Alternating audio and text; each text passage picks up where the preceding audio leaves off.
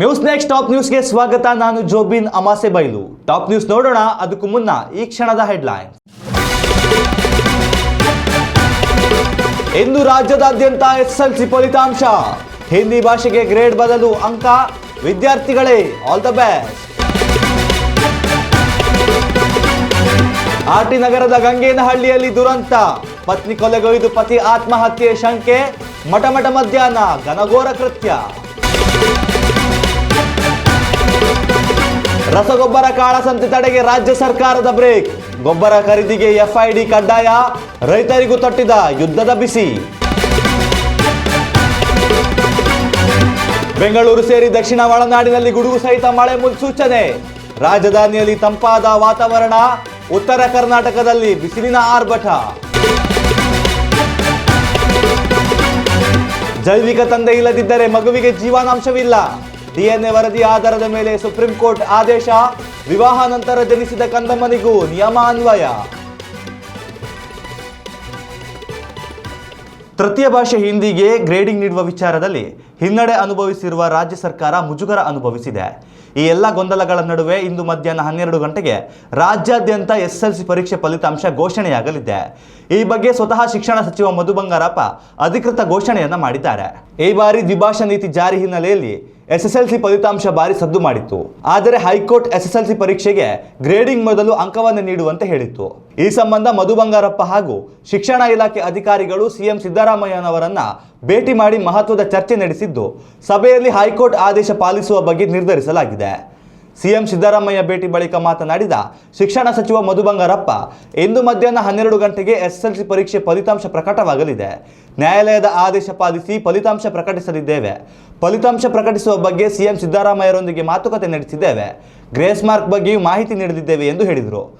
ಇನ್ನು ತೃತೀಯ ಭಾಷೆಗೆ ಗ್ರೇಡಿಂಗ್ ನೀಡುವ ಬಗ್ಗೆ ಉಂಟಾದ ಗೊಂದಲದ ಬಗ್ಗೆ ಪರಿಹಾರ ನೀಡಲು ಸರ್ಕಾರ ಚಿಂತನೆ ನಡೆಸಿದೆ. ವಿದ್ಯಾರ್ಥಿಗಳಿಗೆ ಅಂಕ ಸುಧಾರಣೆಗೆ ಅವಕಾಶ ನೀಡಲು ನಿರ್ಧರಿಸಲಾಗಿದೆ.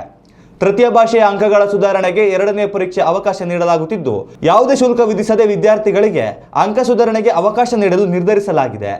ಉತ್ತಮ ಸಂಸ್ಕಾರಯುತ ಶಿಕ್ಷಣದೊಂದಿಗೆ VSS English medium CBSE school Udupi Muddur.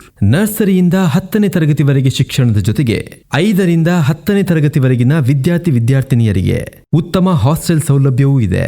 ನಿಮ್ಮ ಮಕ್ಕಳ ಪ್ರವೇಶಾತಿಗಾಗಿ ಈ ಸಂಖ್ಯೆಗೆ ಕರೆ ಮಾಡಿ.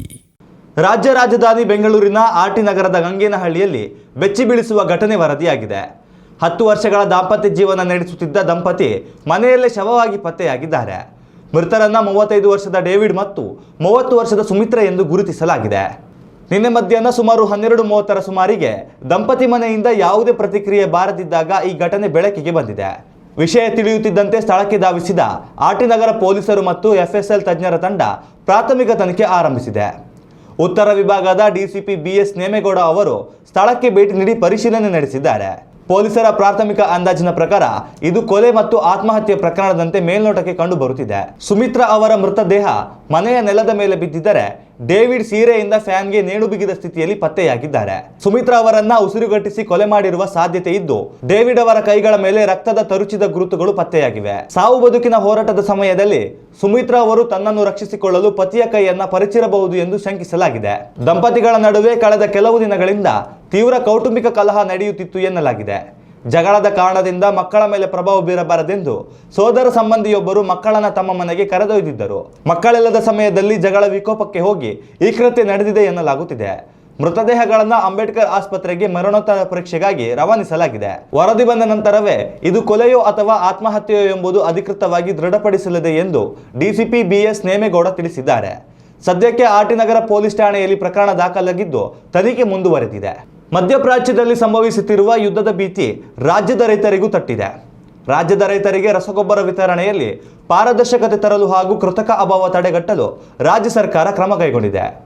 ಇನ್ಮುಂದೆ ರೈತರು ರಸಗೊಬ್ಬರ ಖರೀದಿಸುವಾಗ ತಮ್ಮ ಎಫ್ಐಡಿ ತೋರಿಸುವುದು ಕಡ್ಡಾಯವಾಗಿದೆ. ಪ್ರಸ್ತುತ ಮಧ್ಯಪ್ರಾಚ್ಯ ರಾಷ್ಟ್ರಗಳಲ್ಲಿ ನಡೆಯುತ್ತಿರುವ ಯುದ್ಧದ ಹಿನ್ನೆಲೆಯಲ್ಲಿ ರಸಗೊಬ್ಬರ ತಯಾರಿಕೆಗೆ ಬೇಕಾದ ಯೂರಿಯಾ ಸೇರಿದಂತೆ ಪ್ರಮುಖ ಕಚ್ಚಾ ವಸ್ತುಗಳ ಆಮದಿನಲ್ಲಿ ವ್ಯತ್ಯಯ ಉಂಟಾಗುವ ಭೀತಿ ಎದುರಾಗಿದೆ. ಕಚ್ಚಾ ವಸ್ತುಗಳ ಕೊರತೆಯಿಂದಾಗಿ ಮುಂದಿನ ದಿನಗಳಲ್ಲಿ ರಸಗೊಬ್ಬರದ ಬೆಲೆ ಏರಿಕೆ ಅಥವಾ ಅಭಾವ ಸೃಷ್ಟಿಯಾಗದಂತೆ ತಡೆಯಲು ಸರ್ಕಾರ ಈ ಮುಂಜಾಗ್ರತಾ ಕ್ರಮವನ್ನು ಕೈಗೊಂಡಿದೆ. ರಸಗೊಬ್ಬರವನ್ನು ಅಕ್ರಮವಾಗಿ ಸಂಗ್ರಹಿಸಿ ಕಾಳಸಂತೆಯಲ್ಲಿ ಮಾರಾಟ ಮಾಡುವುದನ್ನು ತಡೆಯುವುದು ಇದರ ಮುಖ್ಯ ಉದ್ದೇಶವಾಗಿದೆ. ರೈತರು ತಮ್ಮ ಜಮೀನಿನ ವಿಸ್ತೀರ್ಣಕ್ಕೆ ಅನುಗುಣವಾಗಿ ಅವಶ್ಯಕತೆ ಇದ್ದಷ್ಟೇ ಗೊಬ್ಬರವನ್ನು ತಡೆಯುವಂತೆ ಮಾಡಲು ಸರ್ಕಾರ ಮುಂದಾಗಿದೆ. ನಿಜವಾದ ರೈತರಿಗೆ ಸಕಾಲದಲ್ಲಿ ರಸಗೊಬ್ಬರ ಸಿಗುವಂತೆ ಖಚಿತಪಡಿಸಿಕೊಳ್ಳಲು ಸರ್ಕಾರ ನಿರ್ಧರಿಸಿದೆ. ಇನ್ನು ಮುಂದೆ ರಸಗೊಬ್ಬರ ಮಾರಾಟ ಕೇಂದ್ರಗಳಿಗೆ ತೆರಳುವಾಗ ರೈತರು ತಮ್ಮ ಗುರುತಿನ ಚೀಟಿಯಾದ FID ಸಂಖ್ಯೆಯನ್ನು ಮರೆಯದೆ ಕೊಂಡೊಯ್ಯಬೇಕು. FID ಇಲ್ಲದಿದ್ದರೆ ಗೊಬ್ಬರ ವಿತರಣೆಯಲ್ಲಿ ತೊಂದರೆಯಾಗುವ ಸಾಧ್ಯತೆ ಇರುತ್ತದೆ.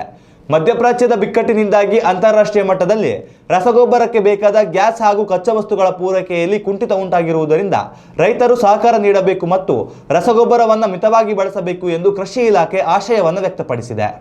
ಉತ್ತಮ ಸಂಸ್ಕಾರಯುತ ಶಿಕ್ಷಣದೊಂದಿಗೆ VSS English medium CBSE school Udupi Muddur. ನರ್ಸರಿಯಿಂದ 10ನೇ ತರಗತಿವರೆಗೆ ಶಿಕ್ಷಣದ ಜೊತೆಗೆ 5ರಿಂದ 10ನೇ ತರಗತಿವರೆಗಿನ ವಿದ್ಯಾರ್ಥಿನಿಯರಿಗೆ ಉತ್ತಮ ಹಾಸ್ಟೆಲ್ ಸೌಲಭ್ಯವೂ ಇದೆ. ನಿಮ್ಮ ಮಕ್ಕಳ ಪ್ರವೇಶಾತಿಗಾಗಿ ಈ ಸಂಖ್ಯೆಗೆ ಕರೆ ಮಾಡಿ. ರಾಜ್ಯದ ಹವಾಮಾನದಲ್ಲಿ ಭಾರಿ ಏರುಪೇರು ಉಂಟಾಗಿದೆ. ರಾಜ್ಯದ ವಿವಿಧ ಜಿಲ್ಲೆಗಳಲ್ಲಿ ಮಳೆಯ ಸಿಂಚನವಾದರೆ ಮತ್ತೊಂದೆಡೆ ಕರಾವಳಿ ಮತ್ತು ಉತ್ತರ ಕರ್ನಾಟಕದಲ್ಲಿ ಬಿಸಿಲಿನ ತಾಪ ಜನರನ್ನು ಹೈರಾಣಾಗಿಸಿದೆ. ದಕ್ಷಿಣ ಕನ್ನಡ, ಉಡುಪಿ ಹಾಗೂ ಉತ್ತರ ಕನ್ನಡ ಜಿಲ್ಲೆಗಳಲ್ಲಿ ಮೋಡ ಕವಿದ ವಾತಾವರಣ ನಿರ್ಮಾಣವಾಗಿದ್ದು ಮಳೆಯ ಲಕ್ಷಣ ಕಡಿಮೆಯಾಗಿದೆ. ಸಮುದ್ರ ತೀರದಲ್ಲಿ ಆರ್ದ್ರತೆ ಗಣನೀಯ ಹೆಚ್ಚಿದ್ದು ವಿಪರೀತ ಸೆಕೆಯ ಅನುಭವವಾಗಿದೆ.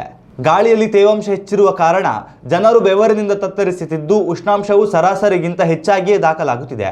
ಕಡಲ ತೀರದ ಜಿಲ್ಲೆಗಳಲ್ಲಿ ರಾತ್ರಿ ವೇಳೆಯೂ ಸಹ ಸೆಕೆಯ ತೀವ್ರತೆ ಕಡಿಮೆಯಾಗುತ್ತಿಲ್ಲ. ರಾಜಧಾನಿ ಬೆಂಗಳೂರು ಸೇರಿದಂತೆ ಮೈಸೂರು, ಮಂಡ್ಯ, ಹಾಸನ ಹಾಗೂ ಚಾಮರಾಜನಗರ ಜಿಲ್ಲೆಗಳಲ್ಲಿ ಹವಾಮಾನ ಕೊಂಚ ತಂಪಾಗಿ ಇರಲಿದೆ. ಇಂದು ಸಂಜೆ ಅಥವಾ ರಾತ್ರಿ ವೇಳೆಗೆ ಜಿಲ್ಲೆಯಲ್ಲಿ ಗುಡುಗು ಸಹಿತ ಸಾಧಾರಣ ಮಳೆ ಇರಲಿದೆ ಎಂದು ಹವಾಮಾನ ಇಲಾಖೆ ತಿಳಿಸಿದೆ. ಉತ್ತರ ಕರ್ನಾಟಕದ ಕಲಬುರಗಿ, ರಾಯಚೂರು ಮತ್ತು ಬೀದರ್ ಜಿಲ್ಲೆಗಳಲ್ಲಿ ಬಿಸಿಲಿನ ತಾಪ 40 ಡಿಗ್ರಿ ಸೆಲ್ಸಿಯಸ್ ದಾಟುವ ಮುನ್ಸೂಚನೆ ಇದೆ. ಹುಬ್ಬಳ್ಳಿ, ಧಾರವಾಡ ಭಾಗದಲ್ಲಿ ಧೂಳು ಮಿಶ್ರಿತ ಗಾಳಿ ಬೀಸುತ್ತಿದ್ದು ಸಂಜೆ ವೇಳೆಗೆ ಸ್ವಲ್ಪ ಮೋಡ ಕವಿದ ವಾತಾವರಣ ಕಂಡುಬರಬಹುದು ಎಂದು ಹವಾಮಾನ ಇಲಾಖೆ ಮಾಹಿತಿಯನ್ನು ನೀಡಿದೆ. ವಿವಾಹದ ಬಳಿಕ ಮಗು ಜನಿಸಿದರೂ DNA ವರದಿ ಸಾಬೀತಾಗದೆ ಹೋದಲ್ಲಿ ಆ ಮಗುವಿಗೆ ತಂದೆಯ ಜೀವನಾಂಶ ಕೊಡುವಂತಿಲ್ಲ ಎಂದು ಸುಪ್ರೀಂ ಕೋರ್ಟ್ ಆದೇಶ ನೀಡಿದೆ. 2016ರಲ್ಲಿ ವಿವಾಹವಾಗಿದ್ದ ದಂಪತಿ ನಡುವೆ ವೈಮನಸ್ಯ ಉಂಟಾದ ಹಿನ್ನೆಲೆಯಲ್ಲಿ ಮಹಿಳೆಯು ಕೌಟುಂಬಿಕ ದೌರ್ಜನ್ಯ ತಡೆ ಕಾಯ್ದೆ 2005ರ ಅಡಿಯಲ್ಲಿ ತನಗೆ ಹಾಗೂ ತನ್ನ ಮಗಳಿಗೆ ಮಧ್ಯಂತರ ಜೀವನಾಂಶ ನೀಡುವಂತೆ ಕೋರಿ ಅರ್ಜಿ ಸಲ್ಲಿಕೆ ಮಾಡಿದ್ದರು. ವಿಚಾರಣೆ ವೇಳೆ ತಂದೆಯು ಆ ಮಗುವಿನ ಜೈವಿಕ ತಂದೆ ನಾನಲ್ಲ ಎಂದು ಹೇಳಿದ್ದು, ಪತಿಯು ಮಗುವಿನ ಪಿತೃತ್ವವನ್ನು ಪ್ರಶ್ನಿಸಿ DNA ಪರೀಕ್ಷೆಗೆ ವಿನಂತಿಸಿದ್ರು. ಈ ಸಂಬಂಧ ನ್ಯಾಯಮೂರ್ತಿಗಳಾದ ಸಂಜಯ್ ಕರೋಲ್ ಹಾಗೂ N ಕೋಟೇಶ್ವರ ಸಿಂಗ್ ನೇತೃತ್ವದ ಪೀಠವು ಮಹತ್ವದ ಆದೇಶವನ್ನು ನೀಡಿದೆ. ವ್ಯಕ್ತಿಯೊಬ್ಬ ತನ್ನ ಜೈವಿಕ ಮಗು ಅಲ್ಲದ ಮಗುವಿಗೆ ಜೀವನಾಂಶ ಪಾವತಿಸಬೇಕೆಂದೇನಿಲ್ಲ. ಮಗು ವಿವಾಹದ ಬಳಿಕ ಜನಿಸಿದರೂ ಸಹ ಈ ನಿಯಮ ಅನ್ವಯಿಸಲಿದೆ. ಭಾರತೀಯ ಸಾಕ್ಷ್ಯ ಕಾಯ್ದೆಯ ಸೆಕ್ಷನ್ 112ರ ಅಡಿಯಲ್ಲಿ ದಂಪತಿ ಒಟ್ಟಾಗಿ ಇರುವಾಗ ಜನಿಸಿದ ಮಗು ತಂದೆಯಿಂದಲೇ ಜನಿಸಿರಬೇಕು. ಆದರೆ DNA ವರದಿಯು ತಂದೆಯು ಜೈವಿಕ ತಂದೆ ಎಂದು ಸಾಬೀತುಪಡಿಸುವಲ್ಲಿ ವಿಫಲವಾದಲ್ಲಿ ಆಗ ಜೀವನಾಂಶ ಕೊಡಬೇಕು ಎಂದಿಲ್ಲ ಎಂದು ಕೋರ್ಟ್ ಹೇಳಿದೆ.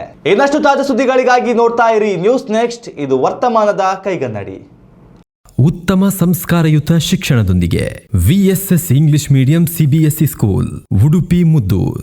ನರ್ಸರಿಯಿಂದ 10ನೇ ತರಗತಿವರೆಗೆ ಶಿಕ್ಷಣದ ಜೊತೆಗೆ 5ರಿಂದ 10ನೇ ತರಗತಿವರೆಗಿನ ವಿದ್ಯಾರ್ಥಿನಿಯರಿಗೆ ಉತ್ತಮ ಹಾಸ್ಟೆಲ್ ಸೌಲಭ್ಯವೂ ಇದೆ. ನಿಮ್ಮ ಮಕ್ಕಳ ಪ್ರವೇಶಾತಿಗಾಗಿ ಈ ಸಂಖ್ಯೆಗೆ ಕರೆ ಮಾಡಿ.